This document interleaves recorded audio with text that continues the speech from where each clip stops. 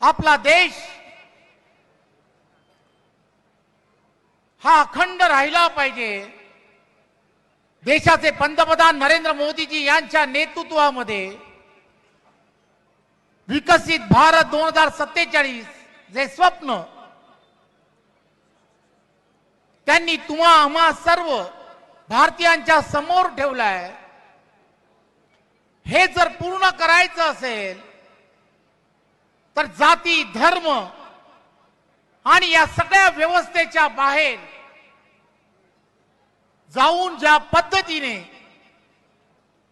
या देशामध्ये विकासाचं राजकारण हे बाजूला ठेवून स्वतःचे अजेंडे विरोधक ज्या पद्धतीने पुढे नेण्याचा प्रयत्न करतात, या सर्वांना उत्तर हा समरसता संकल्प यात्रा आहे, हे आपण सर्वांनी लक्षात घेतलं पाहिजे। संत रविदास महाराजांनी 750 वर्षा अगोदर जो संदेश तुम्हाला आम्हाला दिलाय,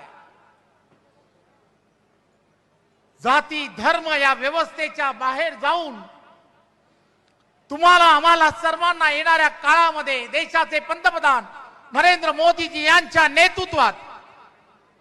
राष्ट्रीयत्वाचा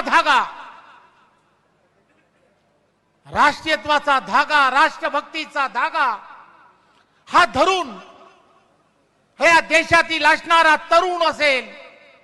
या देशातील असणारा शेतकरी असेल, कष्टकरी असेल किंवा कोणत्याही